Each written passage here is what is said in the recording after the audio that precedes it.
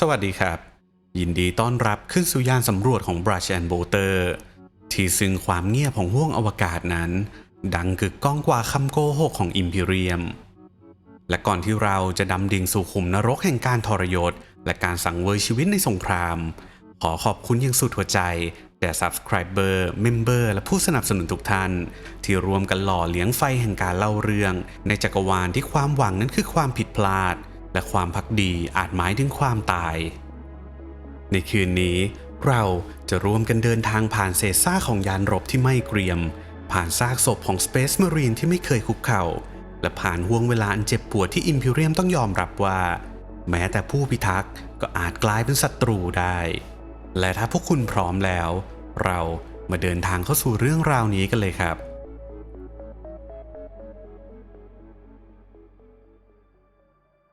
ณปลายขอบฟ้าของกาแล็กซีที่ซึ่งแสงของแอสโทรโนมิแคนพรามัวด้วยพายุแห่งพลังจิตอันบาคลั่งมีดินแดนหนึ่งที่ทั้งอิมพีเรียมนั้นเกลียดกลัวและต้องพึ่งพานั่นคือเขตที่เรียกว่ามิลสตรอมแหล่งกำเนิดแห่งความวิปลาสแต่อุดมไปด้วยทรัพยากรและเส้นทางการค้าที่ทรงคุณค่าและณที่ตรงนั้นสงครามนั้นปะทุขึ้นไม่ใช่เพราะเอเลียนไม่ใช่เพราะเทพปีศาจแต่เพราะพี่น้องแอสตาเตสนั้นหันคมดาบใส่กันเองบาแดบวอร์ชื่อนี้กลายเป็นบาดแผลถาวรของประวัติศาสตร์อิมพีเรียมสงครามที่ทำให้หัวใจของอดัปตัสแอสตาเตสร้าวรานและทำให้อิมพีเรียมเองต้องเผชิญกับคำถามที่ไม่มีใครอยากตอบอะไรทำให้วีรบุรุษกลายเป็นทรราชและอะไรทำให้ผู้ภักดีนั้นกลายเป็นศัตรูและคำว่าความถูกต้องนั้นแท้จริงแล้วหมายถึงสิ่งใดกันแน่ศูนย์กลางของเรื่องราวนี้คือชายผู้หนึ่งลาฟฮิวรอนแห่งแอสโตรครอสผู้ได้รับมอบหมายจากอิมพีเรียมให้ปกป้องมิลสตรอมโซนแต่สุดท้ายกลับหันหลังให้กับอิมพีเรียมกลายเป็นสิ่งที่เขานั้นเคยสาบานว่าจะทำลายและเมื่อความทะเยอทะยานนั้นถูกบ่มเพาะด้วยการเพิกเฉยของเทอร่าความไม่ไว้วางใจแปรเปลี่ยนเป็นการก่อกบฏสงครามนั้นจึงหลีกเลี่ยงไม่ได้มิลสตรอมโซนคือเขตอวกาศที่ถูกห้อมล้อมด้วยปรากฏการณ์วอร์ปผิดปกติมันเต็มไปด้วยไอออนิกรีฟนาวโซนและโนแมสซิงคูลาริตี้เป็นพื้นที่ที่ทั้งลึกลับอันตรายและจำเป็นต้องควบคุมอย่างเข้มงวดอิมพีเรียมไม่สามารถปล่อยให้มันตกอยู่ในมือของศัตรูใดๆได้จึงก่อตั้งพันธมิตร Chapters ขึ้นภายใต้ชื่อว่า Maelstrom Wardens ซึ่งนำโดย Astral Cross ซึ่งได้รับภารกิจให้เป็นผู้คุ้มกันขอบจักรวาลในช่วงแรกนั้นพวกเขาได้รับคำชมเป็นอย่างมากปฏิบัติการ Scorch Campaign ที่นำโดย Astral Cross ประสบความสำเร็จในการปราบลัทธิรีดาบน Tranquility และการขับไล่โจรอวกาศออกจาก Minoris Cluster ภายใต้การนำของ Chapter Master Laf Huron ชายผู้เปลี่ยนไปด้วยวิสัยทัศน์และไม่ยอมรับความล้มเหลวใดๆในปีที่715ของศตวรรษที่41ฮิวรอนขึ้นดำรงตำแหน่ง Chapter Master และภายใต้การนำของเขา Astral Cross นั้นเติบโตอย่างรวดเร็วขยายกองเรือเสริมอาวุธฝึกนักรบใหม่อย่างเข้มงวดเขาไม่ได้เป็นแค่แอสตาเตสแต่เป็นผู้ปกครองที่โอบอุ้มทั้งมาดับเซกเตอร์แต่แล้วในปีที่718ของศตวรรษที่41บนดาวบาแดบไพรมาริสเกิดเหตุรัฐประหารจากชนชั้นปกครองพลเรือนฮิวรอนเปลื่อนพลเขาแทรกแซงด้วยกองกำลังเต็มรูปแบบปฏิบัติการปราบปรามกลายเป็นการสังหารหมู่และในที่สุดฮิวรอนประกาศตนเป็น Tyrant of Badab สร้างกองกำลังใหม่ที่เรียกว่า Tyrant Legions พร้อมทั้งรวบรวมทรัพยากรจากดาวใกล้เคียงและตั้ง Palace of Thorn เป็นที่มั่นส่วนตัวเมื่อถึงเวลาที่ Adeptus Terra นั้นสั่งให้ส่งสวยทั้งยีนซีด Planetary และข้อมูลทางยุทธศาสตร์ของเขตบาแดบฮิวรอนนั้นปฏิเสธทุกคำขอเขาไม่เพียงแต่หยุดส่งทรัพยากรแต่ยังเริ่มใช้กำลังควบคุมเส้นทางการค้าในมิลสตรอมโซนและที่เลวร้ายที่สุดคือตัดขาดทุกการติดต่อกับ Adeptus Terra มากกว่านั้นยังประกาศให้บาแดบเซกเตอร์กลายเป็นอาณาเขตปิดไม่มียานลำใดนั้นจะสามารถเข้าออกได้หากไม่ได้รับอนุญาตจากเขาโดยตรง และเพื่อยืนยันถึงอำนาจฮิวรอนจึงสั่งให้ก่อสร้างสิ่งที่เรียกว่า Ring of Steel เครือข่ายป้อมปราการและปืนใหญ่อวกาศขนาดมหึมาที่ห่อหุ้มระบบดาวทั้งหมดของบาแดบพร้อมตั้งศูนย์บัญชาการแห่งใหม่ Palace of Thorns บนบาแดบ Primaris คฤหาสน์อันใหญ่โตที่ก่อสร้างจากแร่ที่ไว้ป้องกันพลังจิตผนังเป็นเหล็กกล้าสลักอักขระต่อต้านการรุกล้ำของมิติวอร์ปและในเงามืดที่ไม่มีใครจับตานี้ฮิวรอนเริ่มโครงการที่หากถูกเปิดโปงจะถูกตราหน้าว่าเป็นเฮเรติกโดยไม่มีข้อโต้แย้งใดๆเขาลักลอบเก็บยีนซีดและทดลองเพาะพันธุ์ Space Marines ด้วยตนเองละเมิดกฎเหล็กของ Adeptus Mechanicus และ Codex Astartes เป้าหมายของเขาคือการขยายขนาด Astor Cross ให้ใหญ่พอที่จะเทียบเท่า Legion ในสมัย Great Crusade ซึ่งสิ่งนี้มันเกินข้อจำกัดของ Chapter ปกติที่ควรมีไม่เกิน 1,000 นายแต่สิ่งที่น่าสะพรึงยิ่งกว่านั้นก็คือเขาลักลอบช่วยเหลือและซ่อนเร้น Astartes จาก Chapter เก่าแก่ที่ควรจะสูญพันธุ์ไปแล้ว Tiger Claws กลุ่มที่ถูกสงสัยว่าเคยมีประวัติเกี่ยวข้องกับการก่อกบฏในอดีตและนำพวกเขากลับคืนสู่สนามรบในฐานะพี่น้องเงาของ Astor Cross เมื่อข้อมูลเหล่านี้รั่วไหลไปถึงหูของ Inquisitor Legate ยานไดเฟรนแห่ง Ordo Hereticus เขาได้ทำในสิ่งที่ไม่ค่อยมีใครกล้าเฟรนประกาศว่า Astor Cross นั้นเป็น Excommunicate Traitorous และเมื่อตรานั้นถูกประทับลงบนเกราะของฮิวรอนสงครามก็เป็นสิ่งที่หลีกเลี่ยงไม่ได้ต่อไปหากสงครามคือกระดานหมากรุกสงครามบาแดบก็คือกระดานที่หมาทุกตัวนั้นแตกเป็นเสียงๆนี่ไม่ใช่สงครามระหว่างแสงสว่างกับความมืดแต่มันคือสงครามของผู้ที่เชื่อว่าตนนั้นถูกต้องและไม่ยอมถอยให้ใครทั้งสองฝ่ายต่างเต็มไปด้วยวีรบุรุษและปีศาจบางคนก็เป็นทั้งสองอย่างในร่างเดียวกันณใจกลางความบ้าคลั่งนั้นคือลาฟิวรอนแห่งแอสโตรครอสที่ครั้งหนึ่งพวกเขาคือปราการแห่งอิมพีเรียมในเขตมิลสตรอมนักรบผู้กล้าหาญที่ปกป้องอารยธรรมมนุษย์จากพวกโจรสลัดและลัทธินอกรีดแต่เมื่อเวลานั้นผ่านไปความรุ่งโรจน์นั้นแปรเปลี่ยนเป็นความหยิ่งทะนงและจากวอร์เดอร์เขาได้กลายเป็นไทแรนต์ฮิวรอนต้องการมากกว่าหน้าที่เขาต้องการอำนาจต้องการเสรีภาพและเหนือสิ่งอื่นใดเขาต้องการเป็นเจ้าของดินแดนที่อิมพีเรียมนั้นไม่เคยเหลียวแลและเขานั้นก็ไม่ได้โดดเดี่ยวข้างเขาคือลาแมนเทอร์สหนึ่งในแชปเตอร์ที่ถูกลืมเลือนที่สุดของ Adeptus Astartes พวกเขาแบกคำสาปแห่งโชคร้ายไว้บนไหล่มานานหลายพันปีถูกปฏิเสธถูกทอดทิ้งถูกใช้แล้วก็ลืมและเมื่อฮิวรอนนั้นยื่นมือมาพร้อมกับคำว่าภารกิจรวมกันพวกเขาจึงตอบรับไม่ใช่ด้วยความหิวกระหายในอำนาจแต่เพราะหวังจะหลุดพ้นจากการเป็นเศษซากของอิมพีเรียมถัดมาคือ Mantis Warriors Chapter ที่เกิดและเติบโตในมิลสตรอมโซนภักดีต่อฮิวรอนด้วยสายสัมพันธ์อันเก่าแก่และเชี่ยวชาญในศิลปะแห่งการลอบโจมตีพวกเขาใช้ความคล่องแคล่วแทนเกราะใช้ความเงียบแทนการตะโกนและใช้ความกลัวแทนคำอธิบายในขณะที่บางแชปเตอร์นั้นยังลังเลแต่ก็ยังมีบางแชปเตอร์ที่เดินเข้าสู่สงครามด้วยคมดาบที่ไร้ข้อแม้ Executioner คือนักประหารผู้ถือค้อนพิพากษาพวกเขาไม่ได้เห็นด้วยกับการแยกตัวของฮิวรอนแต่พวกเขายึดถือคำมั่นสัญญาอันเก่าแก่คำสาบานที่จะช่วยเหลือแอสโตรครอสเมื่อใดก็ตามที่ถูกเรียกในช่วงต้นของสงคราม Executioners คือตัวแปรที่คาดเดาไม่ได้พวกเขาต่อสู้ด้วยเกียรติแต่เกียรตินั้นก็ถูกลากลงสู่โคลนเลือดและเบื้องหลังเงาทั้งหมดนั้นคือเงาของอดีตชัปเตอร์ที่สาบสูญ Tiger Claws พวกเขาคือบรรพบุรุษของ Astral Cross แต่แทนที่จะตายจากไปฮิวรอน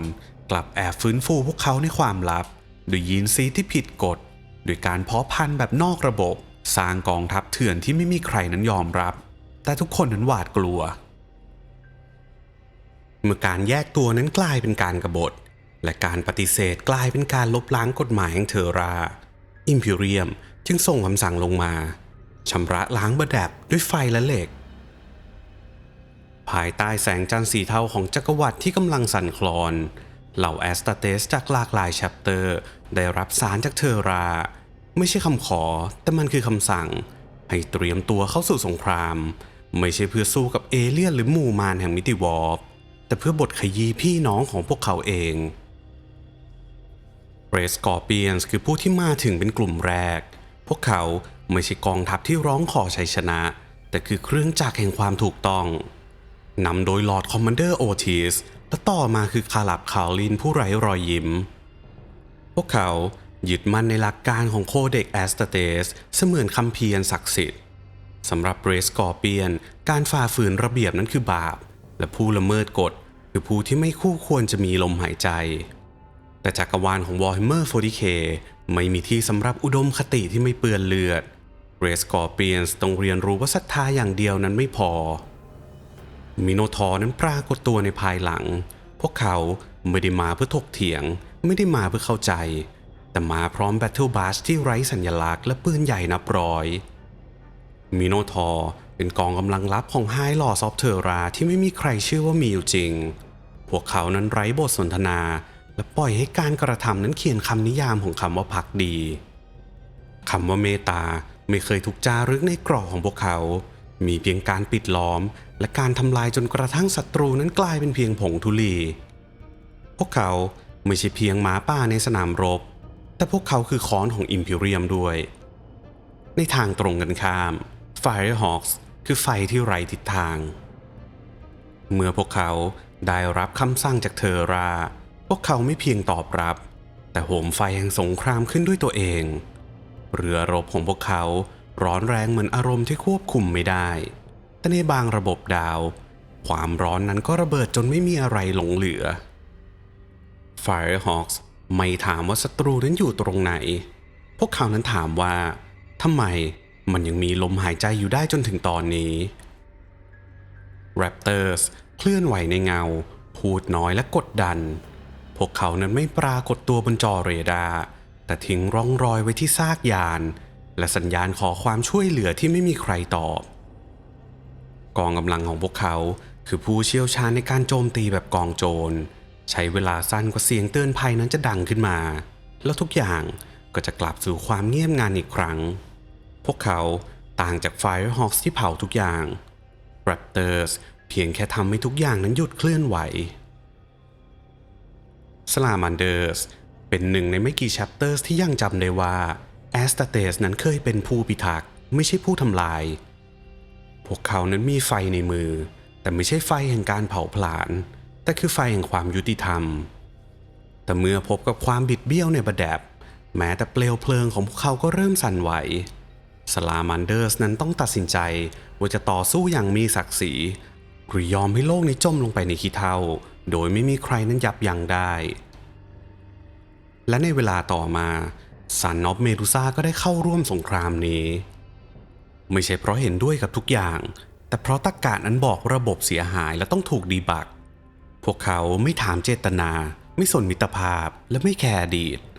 สิ่งที่พวกเขาต้องการคือเสถียรภาพและในจักรวรรดิที่มีรอยแตกรอบด้านพวกเขา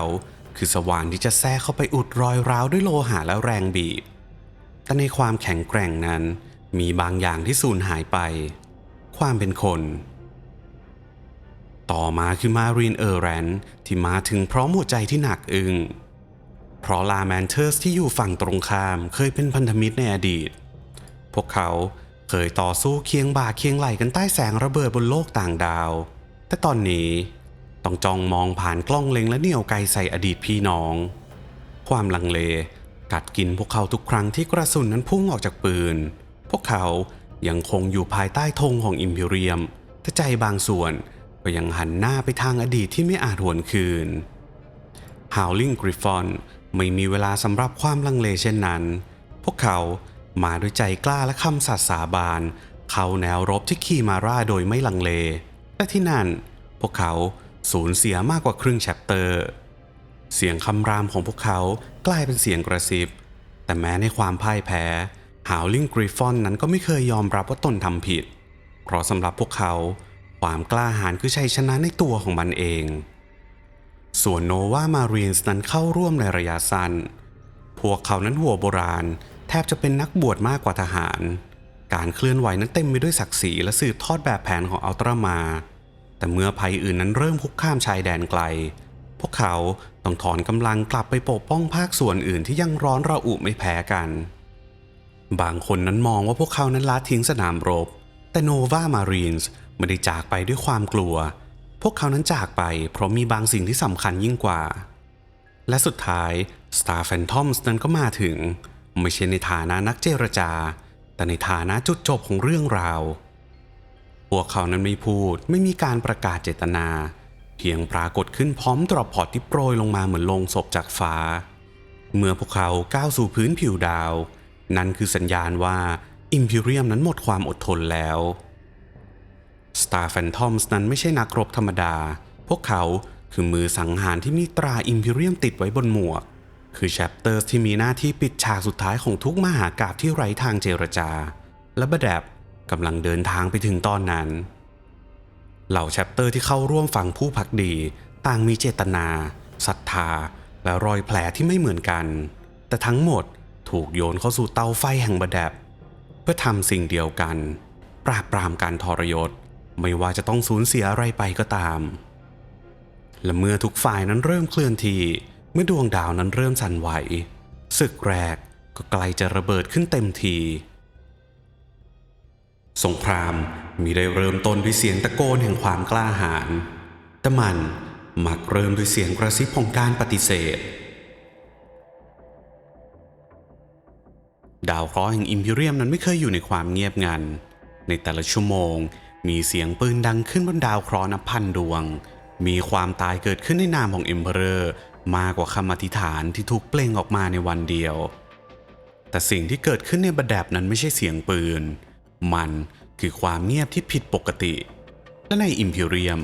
ความเงียบที่ผิดปกตินี้คือสิ่งที่น่ากลัวยิ่งกว่าการกบฏเสียอีกที่ชายขอบดินแดนของอิมพีเรียมท่ามกลางพายุแห่งมิติวอร์ปที่โถมกระหน่ำตลอดกาลคือพื้นที่ที่ถูกเรียกว่ามิลสตรอมโซนเขตที่แสงจากโฮลี่เทอร่านั้นส่องไปไม่ถึงพื้นที่ที่เต็มไปด้วยสงครามย่อยโลกที่ต่อต้านการเก็บสวยและเหล่าโจรสลัดที่หลบซ่อนอยู่ภายใต้หมอกของจักรวาลและเพื่อควบคุมภูมิภาคแห่งนี้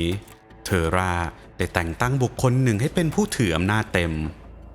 ชายที่มีเกียรติในสมรภูมิมีอำนาจในคำสั่งและมีเสน่ห์ในสายตาของอิมพีเรียมและเขามีชื่อว่าลาฟิวรอนแชปเตอร์มาสเตอร์แห่งแอสตัลครอสและผู้ถูกสถาปนาให้เป็น Warder of the Maelstrom แต่เมื่อเวลาผ่านไปผู้พิทักษ์เริ่มสร้างกำแพง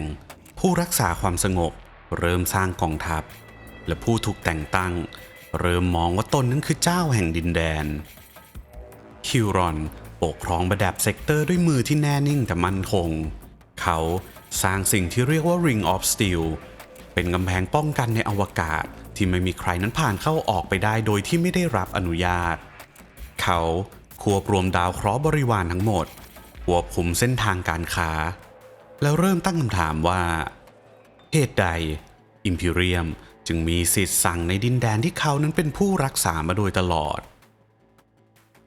คำถามเหล่านั้นไม่เคยถูกส่งให้เทอร่าอย่างเป็นทางการแต่การกระทำของเขาดังเกินกว่าที่จะเพิกเฉยได้ในช่วงต้นศตวรรษที่ 41 คิวรอนเริ่มปฏิเสธคำสั่งจากดาวอังคารและแอดมินิสตราตัมเขาหยุดการส่งยีนซีดกลับไปยังอะเดปตัสแมคคานิคัสตัดการสื่อสารกับหน่วยงานของอิมพีเรียม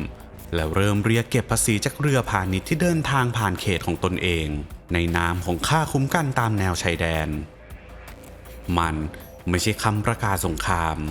แต่มันคือคำว่าไม่ที่ชัดเจนยิ่งกว่าการลั่นไกปืนเสียอีกในระบบดาวใกล้เคียงสัญญาณหลายดาวเคราะห์นั้นเริ่มดับไปบางดาวเคราะห์นั้นเงียบหายบางดาวเคราะห์นั้นส่งสารขอความช่วยเหลือและหนึ่งในนั้น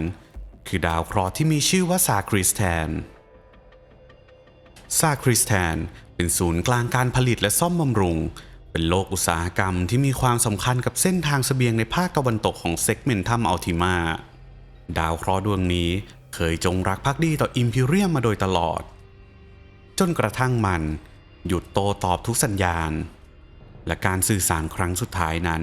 เกิดขึ้นเพียงแค่ไม่กี่วินาทีก่อนจะเงียบหายไปตลอดกาลและข่าวนี้ก็ดังไปถึงหูของสตีบอล ราซิแรกแชปเตอร์มาสเตอร์แห่ง Firehawks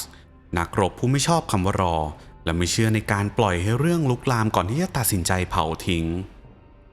ลาซิแรกสั่งการให้กองยานั้นเร่งเดินทางไปยังซาคริสแทนและเมื่อกองยานั้นเดินทางเข้าสู่วงโคจรกลับพบว่าดาวทั้งดวงนั้นถูกปิดตายปืน Orbital Battery นั้นล็อกเป้าหมายสนามพลังนั้นทำงานเต็มระบบและไม่มีกองยานใดได้รับอนุญาตให้เข้าใกล้ข้อความเดียวที่ถูกส่งออกมาคือคำเตือนจาก Mantis Warrior หนึ่งในผู้พิทักษ์แห่งมิลสตรอมซาคริสแทนอยู่ภายใต้การควบคุมของวอร์เดอร์สการล่วงล้ำจะถือว่าเป็นการรุกรานไม่มีคำอธิบายไม่มีความพยายามที่จะพูดคุยและนั่นคือทั้งหมดที่ราซแรกนั้นต้องการจะรู้เขาไม่ติดต่อกลับไปยังเทอราไม่ขอความเห็นจากใครเพราะในสายตาของเขาดาวเคราะห์ที่ปิดตายคือดาวเคราะห์ที่กำลังจะกลายเป็นศัตรูราซแรกออกคำสั่งทันทีหลังได้ยินข้อความสุดท้ายจากฝ่ายตรงข้ามไม่ถึง2 วินาทีเปิดฉากยิงสิ้นเสียงของราซแรกพายุของกระสุนและพลังงานจากอวกาศทะลุผ่านชั้นบรรยากาศศาสตร์ใส่เขตอุตสาหกรรมถล่มศูนย์ควบคุมและทำลายทุกเครือข่ายที่อาจเกี่ยวข้องกับฝ่ายวอร์เดอร์สเมืองทั้งเมืองนั้นล่มสลายสายพานผลิตกลายเป็นเปลวไฟและพลเรือนนับแสนไม่มีโอกาสแม้แต่จะเข้าไปในที่หลบภัยอิมพีเรียมได้รับรู้เหตุการณ์นี้ในภายหลัง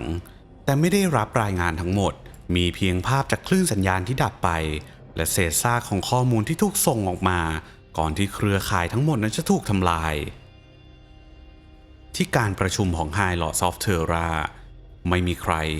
กล้าที่จะพูดถึงเรื่องนี้ออกมาเพราะทุกคนนั้นรู้ดีว่ามันกำลังจะหมายถึงอะไรไม่มีใครอยากทบทวนอดีตที่เคยทำให้พี่น้องนั้นต้องหันปืนใส่กันและไม่มีใครอยากเอ่ยถึงฮอราเซเรซีสงครามที่เปลี่ยนแปลงอิมพีเรียมไปตลอดกาลและหากบัดแดบกลายเป็นฉากซ้ำของประวัติศาสตร์โลกทั้งหมดนั้นอาจไม่มีวันฟื้นคืนได้อีกเลยนี่ไม่ใช่การสังหารศัตรูแต่มันคือจุดเริ่มต้นของสงครามระหว่างผู้ที่ควรจะยืนอยู่เคียงข้างกันไม่มีใครรู้ว่ากระสุนนัดแรกนั้นจะเปลี่ยนจักรวาลได้ขนาดไหนแต่ตอนนี้มันก็ได้ถูกลั่นออกไปแล้วและอิมพีเรียมไม่มีทางที่จะถอยกลับได้อีกบนดาวที่ไร้ชื่อเสียงใดในจักรวาลดินแดนหนึ่งเขาหินดำและหุบเหวไร้ชีวิตความเงียบนั้นคือกับดักและความอดทนคือสิ่งเดียวที่แหลมคมกว่าใบดาบหลังการล่มสลายของดาวเคราะห์ซาคริสแทนไม่มีใครในอิมพีเรียมกล้าพูดคำว่าผิดพลาดออกมาไม่มีใครยอมรับว่าไฟฮอกนั้นด่วนตัดสินหรือว่าพลเรือนับแสนนั้นไม่ควรต้องตายสิ่งเดียวที่เกิดขึ้นหลังจากนั้นคือการส่งคำสั่งอิมพีเรียมเลือกส่งเสียงของตนผ่านแชปเตอร์ที่ไร้ความลังเลไม่มีมิตรภาพในสนามรบไม่มีความปราณีต่อผู้ฝ่าฝืนต่อบทบัญญัติเรสกอร์เปียนส์ภายใต้การนำของลอร์ดคอมมานเดอร์เฟรนโอติสถูกมอบหมายเข้าสู่มิลสตรอมในฐานะกองกำลังยุติความขัดแย้งโอติสไม่ได้ประกาศสงครามในทันทีเขาไม่ต้องการถ้อยคำสาบานเขาต้องการเพียงคำตอบและถ้าไม่มีใครกล้าตอบเรสกอร์เปียนก็พร้อมที่จะตัดสินให้เองระหว่างที่กองยานหลักของโอติสเคลื่อนตัวอย่างมั่นคงเข้าสู่ระบบดาวของบัดแดบคำสั่งเสริมอีกชุดนั้นถูกปล่อยออกไปจุดยุทธศาสตร์รองต้องถูกกวาดล้างเส้นทางเสบียงทั้งหมดต้องถูกปิดกั้นและพื้นที่สีเทาทุกแห่งต้องหายไปจากแผนที่และหน้าที่นี้ก็ตกอยู่ในมือของแชปเตอร์ Howling Griffon คิมาราเป็นโลกเมืองแร่ขนาดกลางมีภูมิประเทศเป็นภูเขาหินสูงสลับซับซ้อนไม่มีเมืองใหญ่ไม่มีฐานทัพแต่มันค คือทางผ่านที่สำคัญสำหรับเส้นทางขนส่งยุทโธปกรณ์ในยุทธศาสตร์การรบของอิมพีเรียมมันคือจุดที่ต้องควบคุมไม่ใช่เพราะมันสำคัญแต่เพราะฝ่ายตรงข้ามนั้นกำลังใช้มันอยู่กองกำลังผสมของ Howling Griffon ซึ่งนำโดยกัปตันเพลเลอร์ออร์ทัสลงจอดภายใต้สภาพอากาศที่ปิดทึบเมฆกรดหนาทึบบดบังดาวเทียมระบบสื่อสารระยะไกลนั้นติดขัดแต่ไม่มีสิ่งใดผิดปกติมากพอที่จะหยุดภารกิจนี้พวกเขาเดินหน้าตรวจค้นฐานแปรรูปใต้ดินวางตำแหน่งหน่วยยิงสนับสนุนและเตรียมบังคับใช้เป็นพื้นที่เขตควบคุม Howling Griffon คิดว่าดาวคิมาร่านั้นว่างเปล่าแต่พวกเขาคิดผิดหน่วยลาดตระเวนที่ถูกส่งออกไปรอบนอกหายไปโดยไม่มีสัญญาณใดๆหมู่รบที่ออกไปสำรวจไม่มีการส่งรายงานสถานการณ์ใดๆกลับมาและมากกว่านั้นเส้นทางลำเลียงทั้งหมดนั้นกลับถูกตัดขาดอย่างเงียบงันไม่มีการปะทะอย่างโจ่งแจ้งไม่มีการลั่นคำเตือนมีเพียงเลือดและความว่างเปล่าและเมื่อโอทัสนั้นสั่งให้ตรวจสอบหมู่รบชุดที่สองนั้นพบกับสิ่งที่ไม่ควรอยู่ที่นั่น Executioners แชปเตอร์ที่รู้จักกันดีในนามนักล่าแห่งคำสาบานพวกเขานั้นไม่ตอบคำถามไม่ประกาศเจตนาและไม่เปิดการสื่อสารใดๆพวกเขาแค่อยู่ที่นั่นและหน่วยลาดตระเวนของ Howling Griffon ที่พบพวกเขาก็ไม่ได้กลับมาอีกเลยวันที่2 Howling Griffon นั้นพยายามสร้างแนวควบคุมเพื่อป้องกันพื้นที่แต่แนวป้องกันนั้นกลับถูกโจมตีตลอดเวลาพื้นที่ที่ผ่านการตรวจสอบว่าปลอดภัยแล้วกลับกลายเป็นจุดที่หน่วยรบโดนซุ่มยิงอยู่ตลอดเวลาวันที่3หน่วยเสบียงกลางของ Howling Griffon นั้นถูกกวาดล้างหมดหน่วยลาดตระเวนทั้งหมดนั้นขาดการติดต่อจากทุกทิศทางเสียงวิทยุทั้งหมดเหลือเพียงสัญญาณขาดหายและในค่ำคืนของวันที่4โอทัสได้รับข้อความสุดท้ายจากหมู่รบที่อยู่ทางเหนือนี่ไม่ใช่การรบแต่มันคือการถูกล่า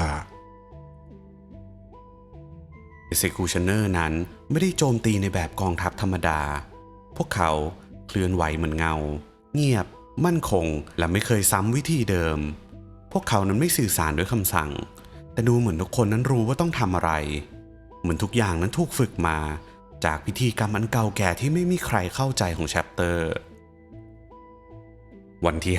5 Howling Griffon นั้นสูญเสียกำลังพลไปมากกว่าครึ่งพื้นที่ครึ่งหนึ่งของคีมารากลายเป็นพื้นที่อันตรายหน่วยสื่อสารภาคพื้นดินนั้นไม่เหลือผู้รับแม้แต่ระบบสแกนของยานสนับสนุนยังมองไม่เห็นอะไรเลย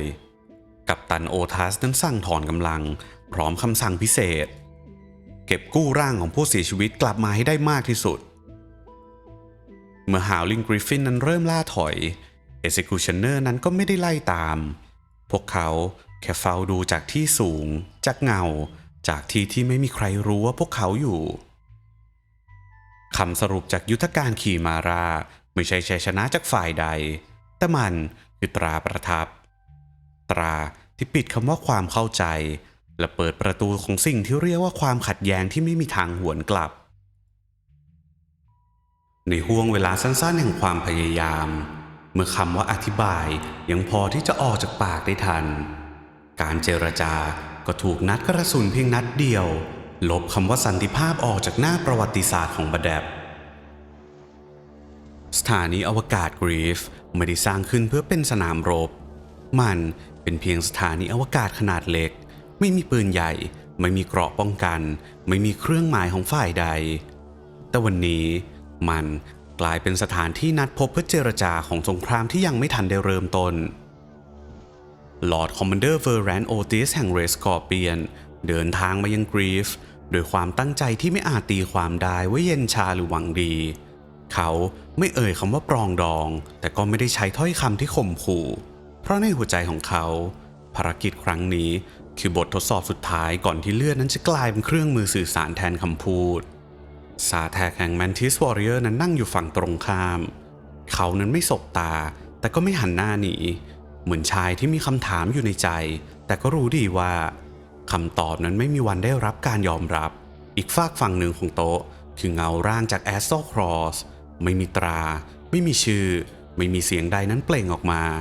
มีเพียงชุดเกราะสีเหล็กที่เงียบราวกับศพและดวงตาภายใต้หมวกที่ไม่กระพริบแม้แต่ครั้งเดียวเสียงในห้องนั้นมีเพียงเสียงของกระดาษที่พลิกเสียงเก้าอี้ขยับและเสียงของเครื่องระบายอากาศที่สั่นแผ่วบทเจรจานั้นเริ่มต้นขึ้นด้วยความสุภาพแบบฝืนๆไม่มีใครนั้นขึ้นเสียงไม่มีคำหยาบแต่ทุกคำเหมือนถูกฝืนกลืนราวกับอยู่ต่อหน้าอดีตมิตรที่ไม่มีวันเชื่อใจกันได้อีกแล้วเวลานั้นผ่านไปราว15 นาทีและโอทิสก็ยื่นเอกสารสุดท้ายเป็นคำเสนอยังเป็นทางการไม่มีการกล่าวโทษไม่มีถ้อยคำตำหนิมีเพียงประโยคที่เริ่มต้นคำว่าเพื่อไม่ให้อิมพีเรียมนั้นแตกสลายไปยิ่งกว่าที่มันเป็นอยู่แล้วไม่มีใครรู้ว่าเกิดอะไรขึ้นก่อนเสียงนั้นอาจเป็นการเคลื่อนไหวเบาๆอาจเป็นเงาของอะไรบางอย่างในมุมห้องหรืออาจไม่มีอะไรเลยนอกจากการตัดสินใจที่รอเวลาไม่นานปังเสียงเดียวที่ดังขึ้นในห้องกระชับเยือกเย็นและไม่ทิ้งร่องรอยใดให้ใครได้ตั้งคำถามฟีแรนโอทิสนั้นล้มลงช้าๆพร้อมเลือดที่ไหลออกจากรอยรั่วบนหมวกเกราะของเขาแต่เหตุการณ์ในห้องนั้นก็แปลกประหลาดยิ่งกว่าเดิมไม่มีใครนั้นร้องตะโกนไม่มีการลุกฮือไม่มีปืนนั้นถูกชักออกมาและไม่มีแม้แต่คำว่าทำไมบรรยากาศในห้องนั้นกลับกลายเป็นความเงียบที่มากยิ่งกว่าเดิมเงียบในระดับที่ทุกการหายใจนั้นกลายเป็นการรบกวนซาแท็กนั้นขยับตัวเล็กน้อยแต่ไม่ได้พูดอะไรตัวแทนของแอสตอครอสนั้นยังคงนั่งนิ่งราวกับรูปสลัก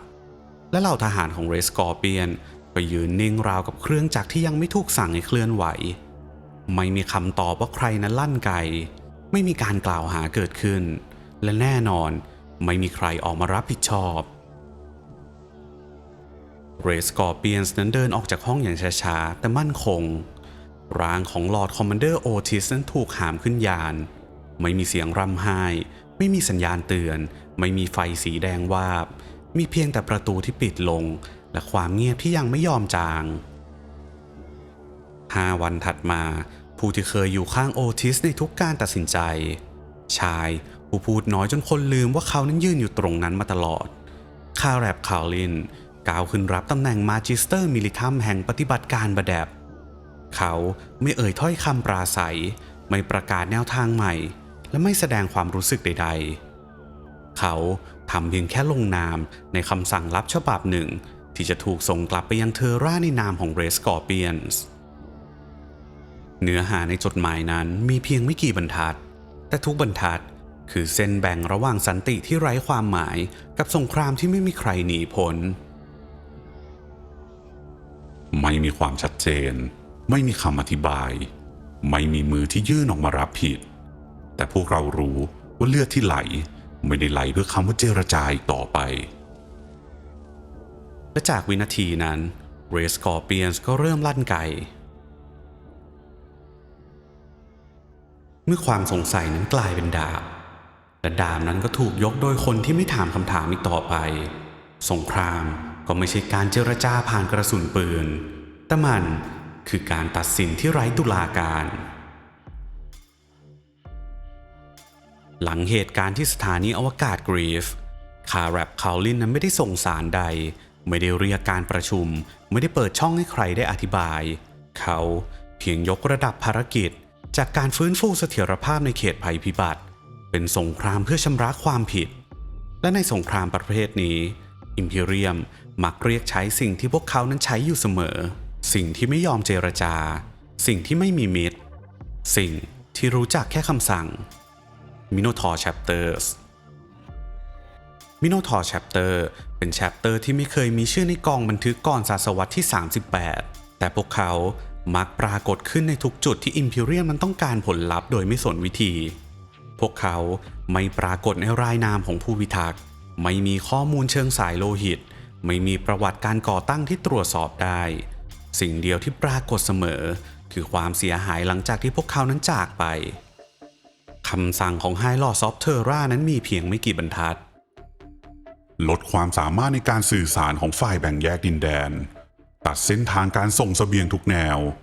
บั่นศีรษะระบบดาวที่ยังให้การสนับสนุนฮิวรอนและหลีกเลี่ยงการทิ้งศพของฝ่ายตรงข้ามไว้ในสภาพที่สามารถระบุตัวตนได้ คำสั่งสุดท้ายนั้นไม่ใช่การประชดแต่มันคือแนวทางปฏิบัติของมิโนทอร์มาตลอดในช่วงกลางปีที่ 907 ของศตวรรษที่ 41 เสียงคำรามของยานขนาดมหึมาจากอวกาศชั้นนอกฉีกทะลุความเงียบของมิลสตรอมโซน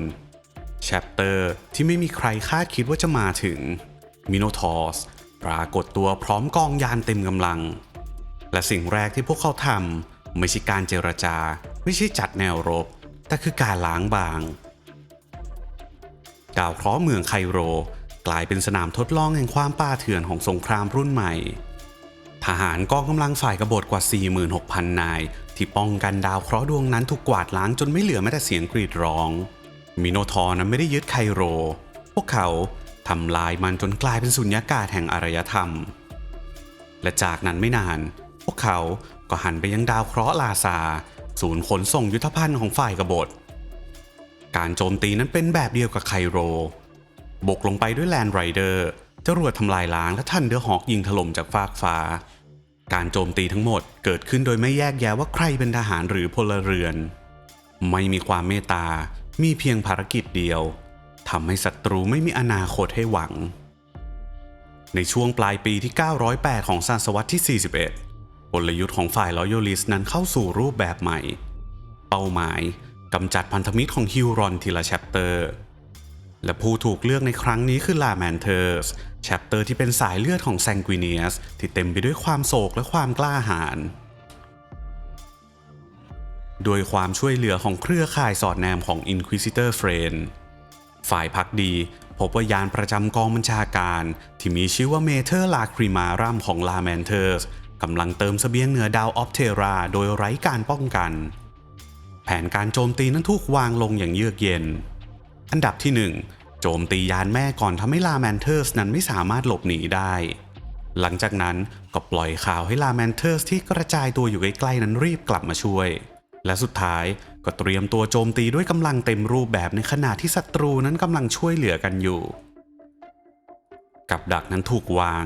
และเหยื่อนั้นก็ติดกับอย่างที่คาดไว้ทุกประการการสู้รบนั้นกินเวลานาน17 ชั่วโมงเต็มทั้งในอวกาศการบุกขึ้นไปบนยานที่ลุกเป็นไฟทั้งบนพื้นดินของดาวเคราะห์ออฟเทล่า5ที่กลายเป็นดั่งนรกบนดินมิโนทอร์นั้นไม่ได้สู้เพื่อชัยชนะแต่เพื่อทำลายพวกเขาไม่หยุดเมื่อศัตรูพ่ายแต่หยุดก็ต่อเมื่อไม่มีใครเหลือให้ฆ่าอีกแล้วหลังจากการรบนั้นสิ้นสุดลงพื้นที่รอบออฟเทรา5เหลือเพียงกลุ่มควันลอยกลางอวกาศซากยานรบนั้นพังทลายและสัญญาณชีพจากลาแมนเทอร์สนั้นเหลือไม่ถึง400 นายกัปตันนูแมสถูกสังหารโดยเทอร์มิเนเตอร์อาร์คลัสยานแม่ของลาแมนเทอร์สถูกปลดอาวุธและลอยอยู่แบบกึ่งพิการไม่มีการขอความช่วยเหลือ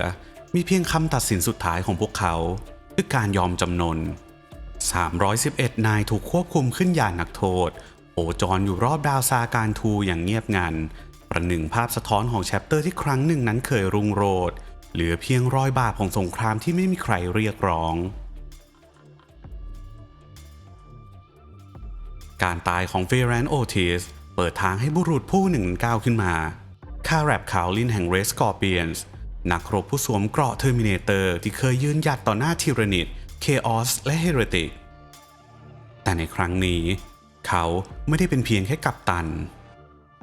ในที่ประชุมของเหล่าแชปเตอร์มาสเตอร์เขานั้นยืนขึ้นและกล่าวอย่างหนักแน่นสงครามนี้ต้องมีผู้นำและข้า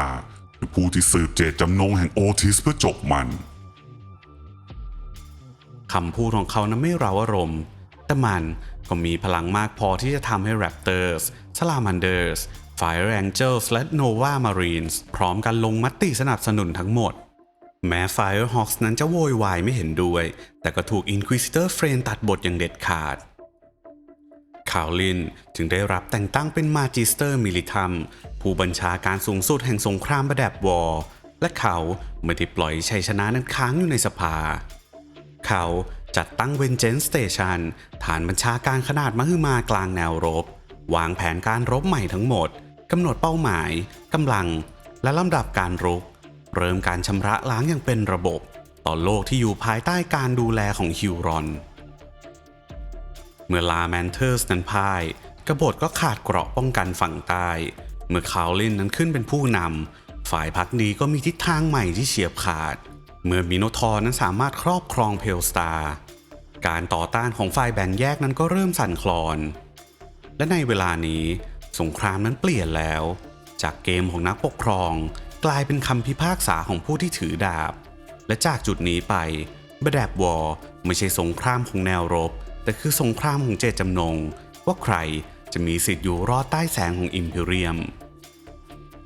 บางบทสวดนั้นไม่มีเสียงและบางการลงทันไม่ต้องการคำพิพากษาท่ามกลางหมอกพิษและโคโลนีอุตสาหกรรมที่ล่มสลายดาวเคราะห์ในเขตเอนดิเมียนคลัสเตอร์เคยเป็นป้อมปราการของเหล่าแมนทิสวอริเออร์สซึ่งคุ้นชินกับเส้นทางและผู้คนของที่นี่พวกเขาเคยเอาชนะหน่วยคอมมานโดของ Fire Angels ซานอฟเมดูซาและแม้แต่กองเรือกวาดล้างของ Inquisition แต่สิ่งที่พวกเขาไม่อาจรับมือได้ก็คือคชาโลดอนแอสตราแชปเตอร์นักฆ่าแห่งความเงียบผู้มาจากขอบเขตนอกสุดของจักรวาลคาแรบคาวลินนั้นส่งพวกเขามาที่นี่ด้วยคำสั่งง่ายจงพิสูจน์ตนเองโดยโลหิตของศัตรูคชาโรดอนตอบสนองด้วยการโจมตีไซกาซิสเต็มพวกเขาซ่อนยานรบของตัวเองจากแสงสะท้อนของดวงอาทิตย์เพื่อบดบังการเคลื่อนไหวในการเข้าไปจู่โจมและจากนั้นก็แตกกองยานออกเป็นหลายสิบสายถล่มทั้งโคโลนีพื้นที่อยู่อาศัยและชุมชนขนส่งในเวลาไม่ถึงสัปดาห์พวกเขาใช้ยุทธวิธีจู่โจมสังหารจากทุกทิศทางดรอปพอร์ตหลายร้อยลำพุ่งลงมาจู่โจมหลายพื้นที่พร้อมกันการเทเลพอร์ตเทอร์มิเนเตอร์ลงใจกลางศัตรูโดยพุ่งเป้าไปทำลายจุดยุทธศาสตร์สำคัญรวมถึงโรงงานและห้องสื่อสารแม้แต่ผู้รอดชีวิตก็ไม่ได้รับการปล่อยตัวอย่างแท้จริงพวกเขา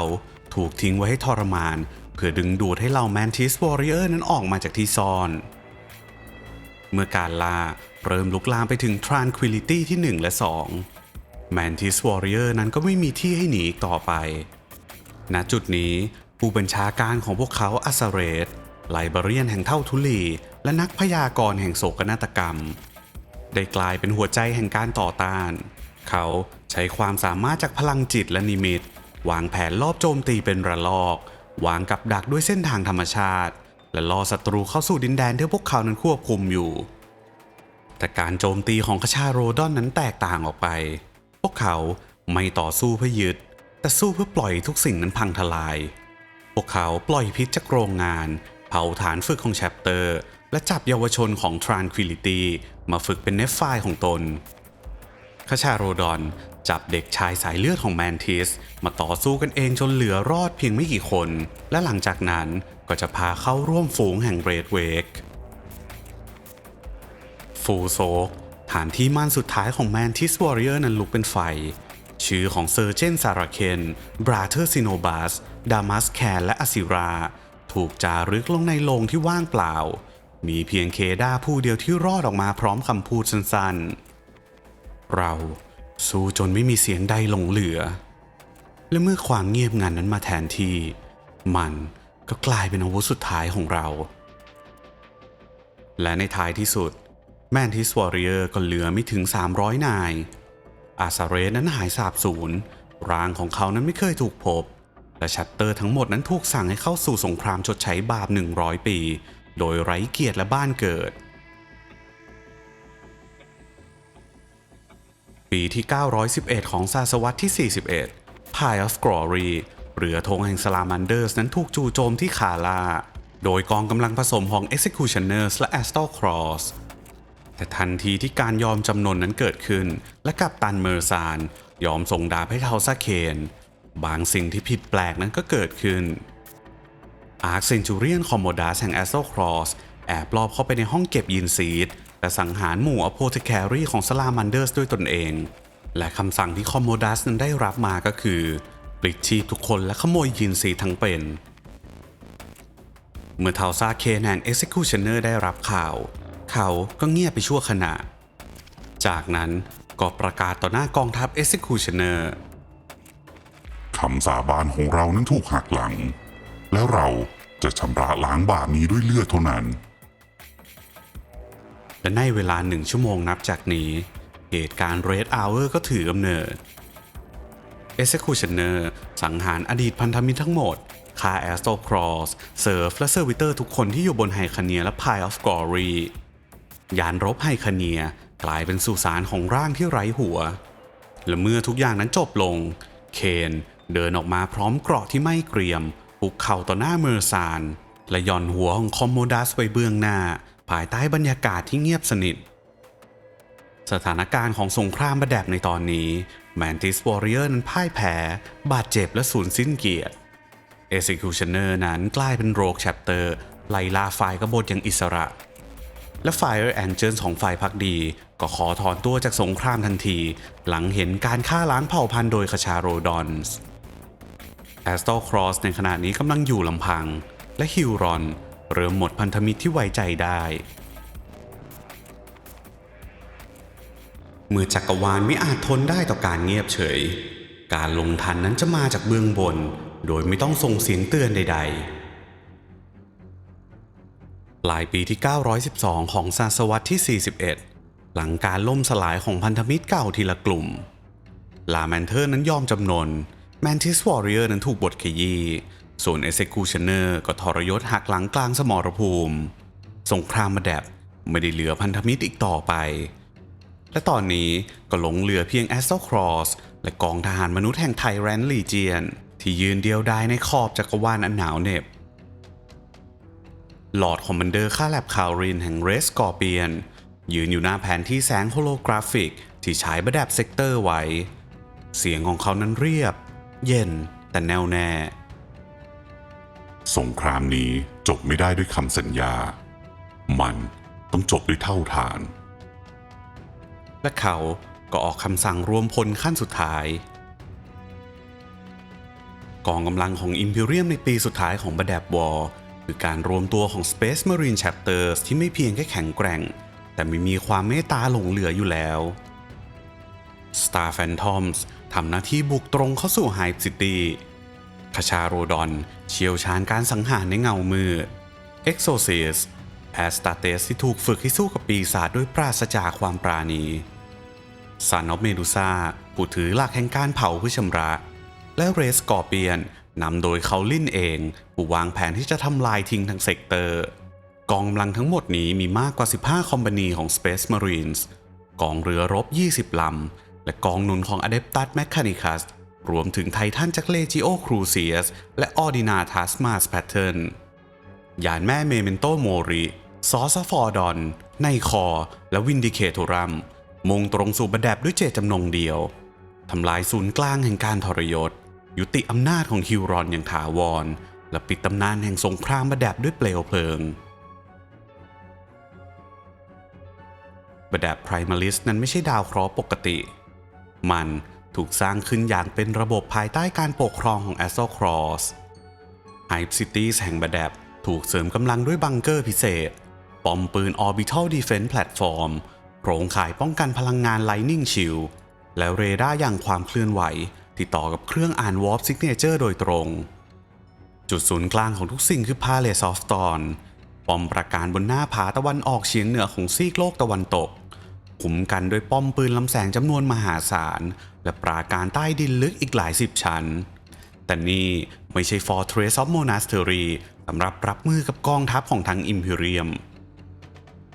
ระบบวงโคจรของบัดแดบ Primaris นั้นก็ไม่ได้ว่างเปล่าที่นั่นคือที่ตั้งของสถานีที่มีชื่อว่า High Guard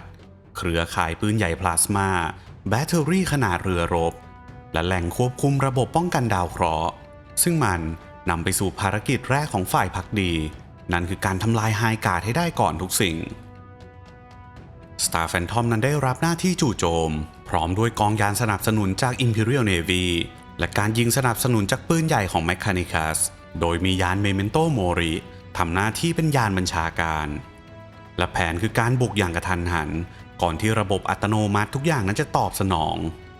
ฝ่ายพักดีเริ่มต้นด้วยการยิงระยะไกลด้วยโนวาแคนนอนและพลาสมาแลนส์ ตามด้วยการยกพลขึ้นยานรบโดยใช้แวนการ์ดเวเทอรันต่อเนื่องด้วยหุ่นรบเดรดนอตและยานจู่โจมไคเอสตัสแรมและภายในเวลาไม่ถึง8ชั่วโมงสถานีไฮการ์ดนั้นก็ถูกยึดแหล่งพลังงานหลักนั้นถูกตัดแต่ก่อนที่ศัตรูนั้นจะสิ้นใจพวกมันก็แอบส่งข้อมูลลงกลับไปเตือนบนพื้นผิวดาวเรียบร้อยแล้วเสียงเตือนภัยนั้นดังกึกก้องไปทั่วบรรดา Primaris ซึ่งมันเป็นครั้งแรกในรอบหลายปีข้อมูลจาก Adeptus Mechanicus บนดาวถูกส่งกลับออกมายังกระสับกระส่ายพายุข้อมูลนั้นถาโถมเข้าใจกลางพาเลซอฟตอนและศูนย์บัญชาการของฮิวรอนนั้นรายงานว่า Hive Carrot ถูกยิงจากอวกาศด้วย Orbital Lens Secundus กำลังถูกล้อมด้วยกองยานของ Son of Medusa พลังงานสำรองของศูนย์สื่อสารกลางนั้นกำลังลดลงอย่างรวดเร็วและที่สำคัญที่สุดไม่มีเสียงตอบรับจากไฮการ์ดแต่ลาฟิวรอนนั้นก็มิได้หวาดกลัวเขาลุกขึ้นจากแท่นบัญชาการสวมเกราะเทอร์มิเนเตอร์ด้วยตนเองและพูดกับ Council of Claws ที่เหลืออยู่เพียง8 นายเท่านั้นพวกมันคิดว่าจะสามารถฝังข้าไว้ใต้ซากเมืองนี้ได้เหรองั้นข้าจะทำให้พวกมันตายอยู่บนเท่าฐานของข้าเองจักรวาลจะไม่รอให้ศัตรูนั้นยอมแพ้และหากคำขอโทษนั้นไร้ค่าเปลวไฟจึงทำหน้าที่แทนมัน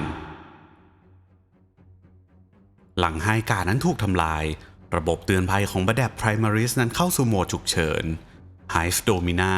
เมืองที่ใหญ่ที่สุดของดาวเคราะห์เริ่มถูกล้อมด้วยกองทัพจากฟากฟ้าภารกิจยึด Hive นั้นตกเป็นของ Star Phantoms Chapter ที่ไม่ได้ถูกเลือกเพราะเกียรติยศแต่เพราะพวกเขาเชี่ยวชาญการสู้รบแบบทิ้งทุกอย่างไว้ข้างหลังยานเมเมนโตโมริเริ่มการโจมตีด้วย Vortex Warhead ระเบิดแรงโน้มถ่วงขนาดมหึมาทำลายอาคารควบคุมการจราจรกลางและจากนั้นดรอปพอร์ตฝั่ง Devastator และ Dreadnought นั้นก็พุ่งลงราวกับพายุอุกกาบาตยานสนับสนุนนั้นยิงระเบิดล่วงหน้าด้วยเมลเตอร์ชาร์จเพื่อแหวกเปลือก Hive ชั้นบนและมันเป็นการเปิดช่องสู่ระบบภายในที่เคยเป็นที่อยู่อาศัยของคนนับล้านคนภายในไม่กี่ชั่วโมง Hive Domina นั้นกลายเป็นสนามรบแบบชั้นต่อชั้นพื้นที่ระดับบนนั้นถูกเปลี่ยนเป็นฐานยิงของฝ่ายพักดีโซนกลางนั้นปะทะกันระหว่างไทแลนด์ลีเจียนและ Star Phantoms พื้นที่ล่างสุดนั้นยังจมอยู่ในความมืดมีกลุ่มผู้รอดชีวิตและเหล่าทหารกบฏที่เริ่มใช้แก๊สวอร์แฟร์และใช้สไนเปอร์ยิงจากเงามืดการรบที่นี่ไม่ใช่การยึดเมืองแต่เป็นการทำให้เมืองนี้ตายไม่มียานไม่มีเสบียงไม่มีพลังงานไม่มีไฟฟ้าไม่มีน้ำสะอาดไฮฟ์นี้จบแล้วเมื่อเข้าสู่วันที่3ของการรบ Star Phantom ปล่อย Red Cleansing Bomb แบบไม่ประกาศล่วงหน้าชั้นล่างของ Hive ถูกเปลี่ยนเป็นสุสานรังสีพร้อมกันนั้นก็เร่งเดินหน้ากองทัพขึ้นสู่ศูนย์ควบคุมพลังงานที่ยังเหลืออยู่ในขณะเดียวกันที่อีกฝากหนึ่งของดาว Sons of Medusa ได้รับหน้าที่จัดการกับ Hive Carrot ศูนย์อุตสาหกรรมพลังงานและเครื่องจักรพวกเขาเลือกวิธีที่ตรงกันข้ามกับ Star Phantom ไม่บุกเป็นเส้นตรงแต่ล้อมเมืองและควบคุมจุดป้อนพลังงานทุกสายซึ่งมันใช้เวลาทั้งหมด2 วันในการตัดระบบขนส่งปล่อยข้อมูลหลอกลวงว่ามีไวรัสในระบบน้ำและปล่อยทีมเทคนิคไปฝังระเบิดในชั้นไบโอคอร์ของเมืองหลังจากนั้นพวกเขาก็กดปุ่มเพียงปุ่มเดียว Hive Carrot ระเบิดจากแกนกลางด้วยเปลวเพลิงลึกถึง 3,000 เมตรเกิดสิ่งที่ถูกเรียกว่า Charge of Carrot หุบเหวที่ยังคงมีควันลอยขึ้นสู่ฟ้านับ10 วันเสียงกรีดร้องสุดท้ายของพลเมืองทั้งเมืองนั้นไม่เคยถูกบันทึกไว้พลเรือนของบรรดาที่รอดชีวิตจาก Hive ต่างๆไม่เหลือสถานที่ใดให้หลบหนีแล้วโดรนลาดตระเวนของคชาโรดอนไล่สังเกตทุกจุดลี้ภัยระบบกรองอากาศนั้นถูกสกัดด้วยสารเคมีน้ำที่หลงเหลือถูกเปลี่ยนให้เป็นพิษจากการรบนี่ไม่ใช่การปิดล้อมแต่คือการรื้อถอนชีวิตออกจากโลกทั้งใบ Inquisitor Friend ส่งรหัสจารึกกลับสู่เทอราว่าสถานการณ์ด้านมนุษยธรรมของดาวบแดบสิ้นสุดแล้วเหลือเพียงเป้าหมายสุดท้ายพาเลซอฟตอนคชาโรดอนเป็นแชปเตอร์แรกที่เข้าถึงเทือกเขาเซฟิแร็กซ์ที่ตั้งของพาเลซอฟตอน ป้อมปราการสุดท้ายของราฟิรอนพวกเขาไม่ได้เข้าไปโจมตีในทันที แต่เริ่มตัดทรัพยากรจากทุกสาย พลังงาน อากาศและอาหาร Star Phantom และ Red Scorpion นั้นเคลื่อนพลตาม จัดตั้งแนวรบพร้อม Ordnance เต็มรูปแบบ Demolisher Tanks Tarantula Turret Seed Dreadnought และหน่วยสื่อสารจารึกถาวรจาก Mechanicus เสียงของคาแรบคาวลินถูกกระจายผ่านลำโพงนับพันทั่วทั้งแนวนาวา พระราชวังนี้จะไม่พังเพราะเรานั้นบุกเข้าไป แต่มันจะพังเพราะดาวเคราะห์ทั้งใบไม่ยอมให้มันอยู่ต่อ ก่อนการฆ่าฟันนั้นจะเริ่มลงมือจริง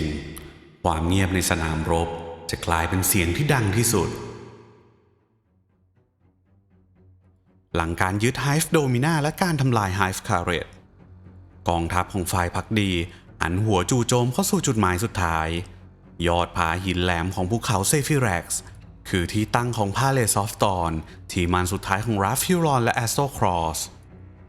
แต่ท่ามกลางเปลวเพลิงและรอยแผลเป็นของโลกทั้งใบ Palace แห่งนี้นั้นยังคงนิ่ง ไม่มีการยิงตอบโต้ ไม่มีการเปิดคลื่นวิทยุ ไม่มีแม้แต่สัญญาณพลังงานที่เคลื่อนไหวผิดปกติเขาลินนั้นยืนดูจากจอแสดงผลของ Mechanicus และเขานั้นก็อย่างราบเรียบว่า เขารอให้เรานั้นขึ้นไป เหมือนผู้ล่าที่รอเหยื่อให้เหยียบกับดักเอง Palace of Thorn มิใช่แค่คฤหาสน์บนภูเขา แต่มันคือ Fortress Monastery ที่ถูกเสริมกำลังด้วยเทคโนโลยีหลายยุค บางส่วนของป้อมนั้นถูกฝังลึกลงไปในชั้นเปลือกโลก เชื่อมกับเครื่องปฏิกรณ์สำรองจากยุคของ Horus Heresy มี Lightning Field ป้องกันการยิงจากฟากฟ้า และ Orbital Q Battery ที่สามารถโจมตีได้จากแนววงโคจรระยะกลาง แต่ถึงจะแข็งแกร่งเพียงใดหายกานั้นก็พังไปแล้ว ระบบ Q Battery เหล่านั้นก็กลายเป็นแค่ซากโลหะที่นิ่งงัน และตอนนี้มันดูเป็นเป้าหมายที่นิ่งเงียบ และยิ่งมันเงียบเท่าไหร่กองทัพของฝ่ายพักดีนั้นก็ยิ่งไม่อาจประมาทได้ Star Phantoms นั้นตั้งแนวรบทางทิศตะวันตก Red Scorpions เคลื่อนพลจากทางตะวันออกเฉียงใต้กชาโรดอนนั้นลาดตระเวนตามแนวเขาเหนือสุด Exorcist และ Son of Medusa ประจำการอยู่แนวหลัง สนับสนุนด้วยอาวุธระยะไกลและรถถัง Mechanicus วางสนามจุดยิงโดยใช้ Aspect Scanner และ Seismograph เพื่อตรวจจับการเคลื่อนไหวภายใต้ผิวดิน ตั้งข้อสันนิษฐานไว้ว่า Palace นี้ยังมีทางเข้าออกลับมากกว่า 6 เส้นทาง และทุกทางถูกเตรียมระเบิดเมลตาชาร์ดไปแล้ว คืนก่อนการบุกนั้นไม่มีใครพูด ไม่มีเสียงปืน ไม่มีเสียงเครื่องยนต์ใดๆ มีเพียงเสียงลมหอบเย็นจากภูเขา ในชั้นคอมมานด์เด็กของ Red Scorpion คาแรบเขาลินนั้นนั่งอยู่เงียบๆขณะที่เทคมารีนนั้นปรับระบบไลฟ์ซัพพอร์ตใต้เกราะเทอร์มินาเตอร์ไม่มีพิธีกรรมไม่มีบทสวดจากแชปเพลนมีเพียงประโยคเดียวที่เขากล่าวออกมาในคืนนั้น เราจะไม่เผาพระราชวังของศัตรูแต่เราจะฝังมันไว้ใต้ฝุ่นดินและกาลเวลา รุ่งเช้าของวันที่ 344 แห่งปีที่ 912 ของศตวรรษที่ 41 ท้องฟ้าเหนือบแดบนั้นปกคลุมด้วยควันจากไฮฟ์ที่ถูกเผาจึงไม่มีใครสามารถเห็นแสงอาทิตย์ได้เลย แต่ทุกคนนั้นก็รู้ว่านี่คือวันเริ่มต้นของจุดจบ กองร้อยดีวาสเตรเตอร์นั้นเตรียมกระสุน Dreadnought ลุกจากแท่นจอดพร้อมเสียงคำรามจากไฮดรอลิก หน่วยแวนการ์ดตรวจสอบสายรัดเกราะเป็นครั้งสุดท้ายและระบบลำเลียงดรอปพอตนั้นก็ถูกตั้งเวลาไว้แล้ว Attack Phase Alpha Confirm Strike Order Palace of Thorn ในขณะเดียวกันภายในกำแพงหินของ Palace ลาฟิวรอนยืนอยู่ในห้องโถงกลางใต้ภาพเขียนศิลานามว่า Crown of Rune เขาเงยหน้ามองเพดานที่ยังมีรอยเลือดจากศึกเมื่อหลายปีก่อนข้างกายของเขาคือแชปเพลนซาดูกาและมาสเตอร์เดมอสเบื้องหลังคือแอสโตรครอสที่เหลือไม่ถึง 200 นายคิวรอนหันหลังกลับมาพูดเพียงประโยคเดียว ปิดประตูให้หมดพวกมันจะต้องแลกเลือดทุกหยดเพื่อก้าวข้ามธรณีบ้านข้าและนั่นคือวินาทีสุดท้ายก่อนคำสั่งบุกนั้นจะเริ่มต้น ปราการนั้นไม่อาจยืนยงเมื่อรอบข้างของมันคือโลกที่ไม่ยอมให้มันอยู่รอดอีกต่อไปนานนับปีที่พาเลซอฟสตอนนั้นยืนหยัดกลางหุบผาของเทือกเขาเซฟิแร็กซ์เสมือนปราการที่ก่อขึ้นด้วยความดื้อรั้นของลาฟิวรอนและมันไม่ได้ถูกสร้างขึ้นแค่เพื่อป้องกันตัวจากศัตรูแต่เพื่อประกาศว่าเขาไม่เคยยอมรับอำนาจใดที่เหนือกว่าและในวันที่กองทัพแห่งอิมพีเรียมกำลังล้อมมันจากทุกทิศทางศูนย์กลางแห่งการกบฏก็ยังคงเงียบไม่มีเสียงตอบรับไม่มีการเจรจาไม่มีคำยอมจำนนมีเพียงความนิ่งงันที่รอการปะทะแนวหน้าของฝ่ายพรรคดีนั้นถูกจัดวางอย่างเป็นระเบียบสูงสุดสตาร์แฟนทอมยืนเป็นกองรุกหลักพวกเขาเลื่อนพลขึ้นหน้าผาทางตะวันตกผ่านช่องเขาหินครุขระและอันตรายเรสกอร์เปียนส์นั้นตามหลังคอยเสริมกำลังและดูแลทางสนับสนุนกชาโรดอนปิดล้อมด้านทิศเหนือและตะวันออกป้องกันการหลบหนีทุกเส้นทางเอ็กโซซิสคุมจุดสนับสนุนระยะไกลโดยใช้ดีวาสเตรเตอร์และยานพาหนะติดอาวุธหนักและสุดท้ายซานอเมดูซาทำหน้าที่ปิดล้อมและคุมหุบเหวลาดชันที่ไม่มีชื่อภารกิจที่พวกเขาได้รับนั้นเรียบง่ายแต่ผลของมันจะเปลี่ยนจักรวาลย่อยนี้ไปตลอดกาลจงปลดคำสาปแห่งบดแดบออกจากดาวดวงนี้และทำให้มันเงียบอีกครั้งบานประตูหลักของพาเลสไม่ได้ถูกเปิดออกด้วยอำนาจของคำสั่งแต่ด้วยแรงระเบิดของซีดบรีเชอร์ที่ทำงานต่อเนื่องหลายชั่วโมงเพื่อเจาะกำแพงพื้นผิวของกำแพงภายนอกนั้นทำจากแผ่นอะดามันเทียมที่หนาระดับ Fortress Grade และถึงแม้ Orbital Strike นั้นจะใช้งานไม่ได้แล้วหลังจากปิดระบบ High Guard ฝ่ายพรรคดีก็ยังคงต้องใช้มวลกำลังมหาศาลเพื่อบั่นทอนกำแพงลงทีละนิ้ว Star Phantom ส่งชุด Bleach เข้าไปยังปากทางที่ถูกเจาะเป็น Space Marine ที่ถือโล่ขนาดใหญ่ภายใต้การสนับสนุนของ Red Scorpion Devastator Squad และการคุ้มกันแนวหลังโดย Assault Marine ที่พร้อมเคลื่อนพลลึกเข้าไปในโครงสร้างเมื่อ Bleach Team ก้าวเข้าสู่ภายในโถงชั้นนอกของ Palace สิ่งที่พวกเขาพบไม่ใช่การป้องกันด้วยปืนกลหนักหรือป้อมปืนพลาสมาแต่มันคือความว่างเปล่าไม่มีสิ่งกีดขวางไม่มีร่างของศัตรูไม่มีแม้แต่แสงไฟบรรยากาศโดยรอบมีเพียงอากาศที่เย็นเฉียบฝุ่นละอองโลหะที่ยังลอยไม่ตกพื้นและความเงียบที่ลึกเกินกว่าที่จะวัดได้แต่ทุกย่างก้าวของพวกเขานั้นก็ยังคงต้องระวังตัวเพราะความเงียบนี้ไม่ได้หมายถึงการยอมจำนนแต่มันคือการรอคอยฝ่ายพรรคดีเคลื่อนเข้าสู่โถงต้อนในจุดเชื่อมต่อของชั้นคอมมานด์ฮอลล์แฮงเกอร์เบย์และคอนโทรลอาร์ชเวย์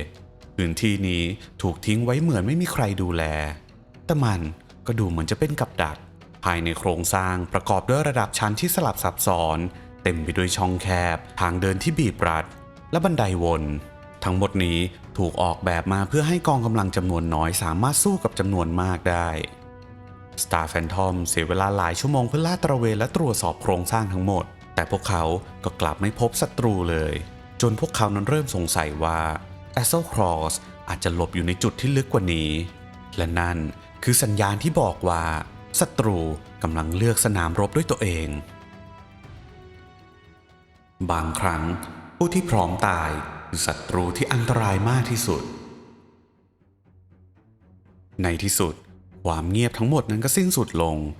เมื่อ Star Phantom ล่วงเข้าสู่เขต Inner Sanctuary ของ Palace เงาดำเคลื่อนผ่านแนวค้ำยันของโถงบังคับการ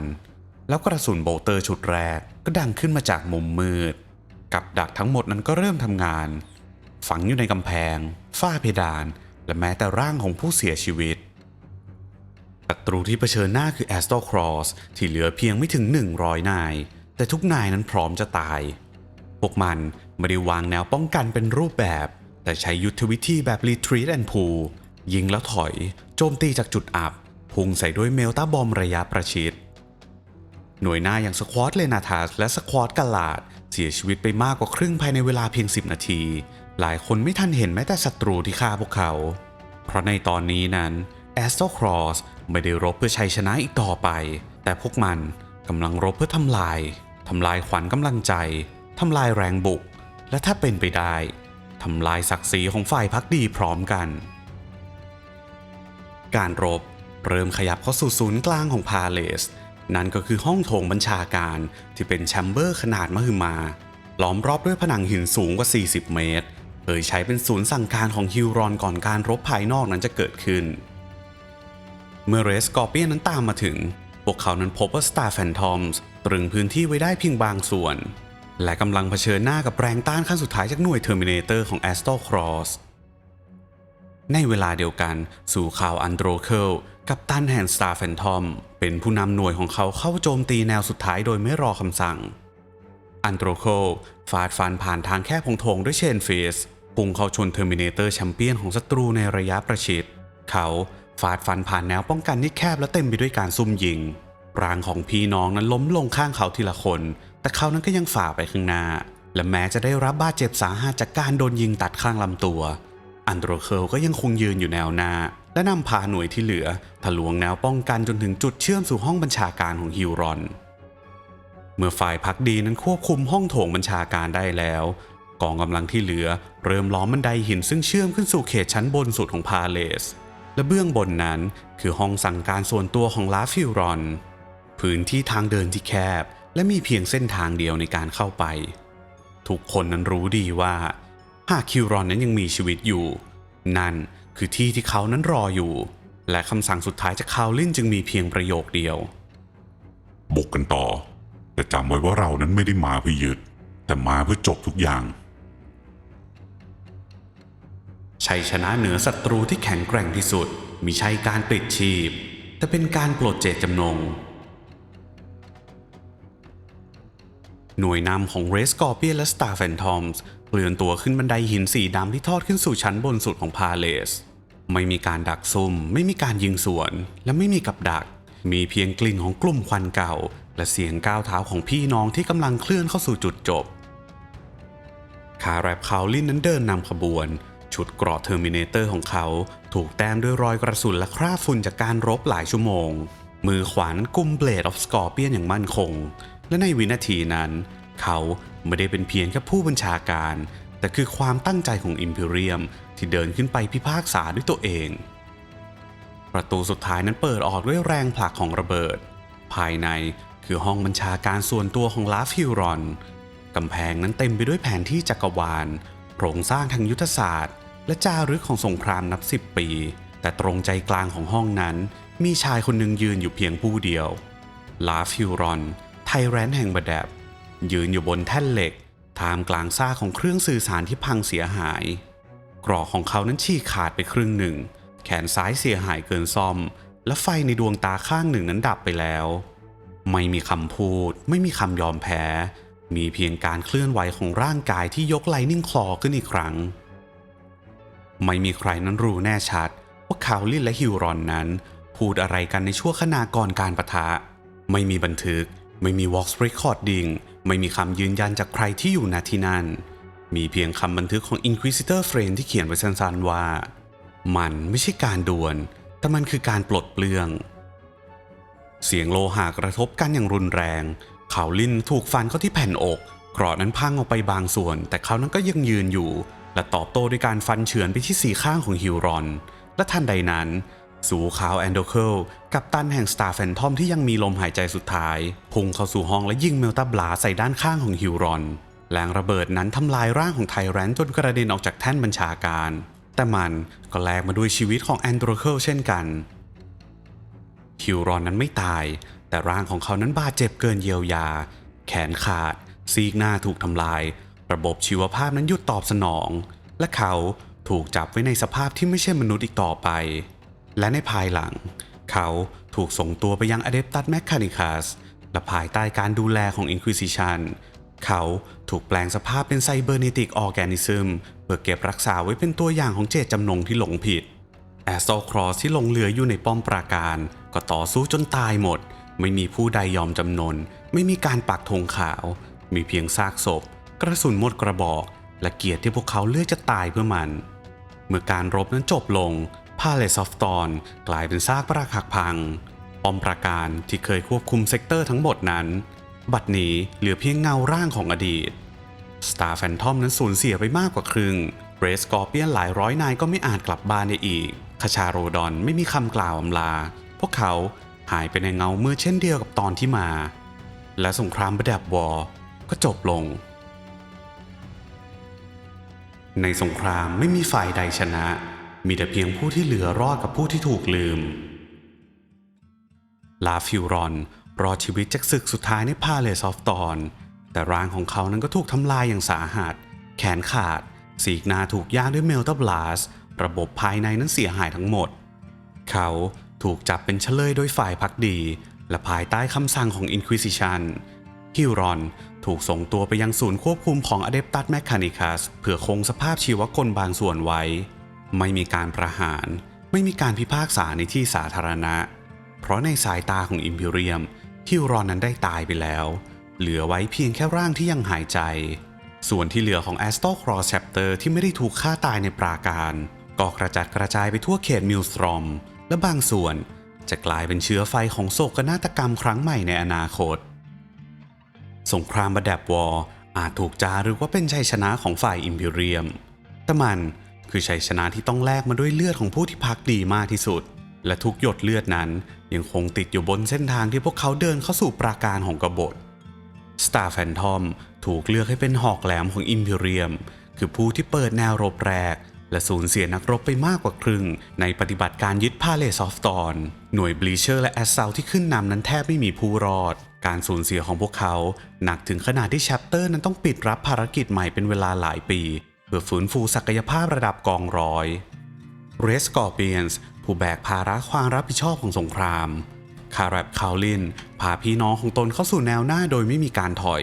ฟีแรนโอทิสอดีตผู้นำสูงสุดของแชปเตอร์ก่อนหน้าก็เสียชีวิตในช่วงต้นของสงครามและแม้คาวลินนั้นจะพาชัยชนะกลับมาได้แต่ราคาที่ต้องจ่ายคือศพของพี่น้องร่วมรบที่ไม่มีที่ฝังเพราะดาวเคราะห์ของพวกเขาได้กลายเป็นเท่าฐานไปหมดแล้วคชาโรดอนไม่มีใครรู้ว่าพวกเขานั้นเสียใครไปบ้างไม่มีใครรู้ว่าพวกเขานั้นมาด้วยจำนวนเท่าไหร่และเมื่อทุกอย่างนั้นจบลงพวกเขานั้นก็จากไปเงียบๆโดยไม่กล่าวคำลาหรือรับเกียรติใดๆแต่ทุกคนก็รู้ว่าศพหลายร้อยร่างที่พบใน Tranquility และ Endymion Cluster คือฝีมือของนักฆ่าในกรอสีเทาดำที่ไม่มีชื่ออยู่ในบัญชีของ Codex Astartes Fire Angels พวกเขานั้นไม่ได้แพ้แต่ก็ไม่ได้อยู่ต่อหลังการเผชิญหน้ากับคชาโรดอนในสนามรบที่เอนดิเมียนและการเห็นความโหดเหี้ยมของพันธมิตรเดียวกันพวกเขาตัดสินใจถอนตัวออกจากสงครามโดยไม่รอคำสั่งและหายกลับไปยังดินแดนของตนพร้อมบาดแผลทั้งศรัทธาที่ไม่มีใครบันทึกไว้ในรายงานมิโนทอสแชปเตอร์ที่รุกยังดุร้ายในช่วงกลางของสงครามผู้ล้างบางพันธมิตรของฮิวรอนในเพลสตาร์ด้วยไฟและเลือดแต่ก่อนที่จะถึงศึกสุดท้ายพวกเขาก็ถูกเรียกให้ถอนตัวอย่างเป็นทางการโดยไม่มีคำอธิบายไม่มีพิธีและไม่มีการกล่าวถึงอีกเพราะถึงแม้ว่าจะนำชัยชนะมาได้แต่ความโหดร้ายของพวกเขานั้นก็อาจสร้างสงครามลูกใหม่ได้ในอนาคตแอสโซครอสถูกบทขยี้ในบแดบไพรมาริสนักรบส่วนใหญ่นั้นตายในพาเลซอฟตอนโดยไม่มีคำยอมแพ้ผู้รอดนั้นมีเพียงน้อยนิดที่หลบหนีไปได้ไม่มีชื่อปรากฏอีกในบันทึกอย่างเป็นทางการของ Imperium แต่ในบันทึกลับของ Inquisition มีรายงานหลายฉบับในช่วงไม่กี่ปีหลังสงครามระบุว่ามีกลุ่มยานไร้ธงเริ่มเคลื่อนไหวในเขตมิลสตรอมมีการปล้นฐานลำเลียงของ Imperial Navy การจารกรรมเทคโนโลยีจาก Adeptus Mechanicus และการก่อตัวของกลุ่มที่ใช้สัญลักษณ์ดวงตาสีแดงบนฉากหลังดำและในเวลาต่อมาพวกเขาจะรู้จักกันในชื่อ Red Corsair และผู้บัญชาการของพวกเขานั้นก็คือฮิวรอนแบล็กฮาร์ดชายที่อิมพีเรียมเคยจับไว้เป็นเฉลยสิ่งที่เกิดขึ้นหลังจากนั้นยังคงเป็นปริศนาแต่ก็ไม่ต้องสงสัยเลยว่าเคออสนั้นได้ยื่นมือเข้ามาในรอยร้าวนั้นแล้วสงครามบาแดบวอร์ไม่ได้เป็นเพียงความขัดแย้งระหว่างฝ่ายกบฏกับอิมพีเรียมแต่มันเผยให้เห็นรอยร้าวที่ซ่อนอยู่ในรากฐานของอิมพีเรียมรอยร้าวที่ไม่อาจเย็บด้วยโล่แห่งเกียรติยศหรือถ้อยคำในโคเด็กแอสตาเตสในสนามรบนี้ Space Marine ต่อสู้กันเองอย่างเปิดเผยคำว่าภักดีไม่ได้แปลว่าถูกต้องและคำว่ากบฏก็ไม่ใช่สิ่งเดียวกับความชั่วร้ายลาฟิวรอนไม่ได้หมอบกราบต่อเคออสเขาเพียงปฏิเสธอำนาจจากศูนย์กลางของเทอราและนั่นก็เพียงพอแล้วที่จะทำให้เขานั้นกลายเป็นศัตรูของระบบทั้งระบบภายในโครงสร้างอันแข็งกร้าวของอิมพีเรียมมีบางสิ่งที่ไม่อาจตั้งคำถามได้แต่บาแดบวอร์ แสดงให้เห็นว่าบางคำถามนั้นมันยังรอคอยที่จะถูกถามอีกครั้งแม้ต้องแลกด้วยเลือดดาวเคราะห์ประดับยังคงโคจรอยู่ในมิลสตรอมกลวงเปล่าและไร้ชีวิตพาเลซอฟตอนกลายเป็นแอ่งหินที่ไม่มีธงใดโบกสะบัดแต่แม้อิมพีเรียมนั้นจะถอนกองยานแม้รายงานนั้นจะสรุปชัยชนะผู้ที่เคยยืนอยู่ในสนามรบต่างรู้ดีว่าสงครามนี้ไม่มีฝ่ายใดได้ชัยชนะไปอิมพีเรียมอาจรักษาเขตมิลสตรอมไว้ได้อีกชั่วขณะแต่สิ่งที่บดับเผยมานั้นไม่มีใครที่จะลบมันออกได้เพราะสิ่งที่ถูกเผาไปไม่ใช่แค่ปอมไม่ใช่แค่บทบัญญัติแต่คือความมั่นใจว่าทุกสิ่งที่เราทำนั้นถูกต้องโดยสมบูรณ์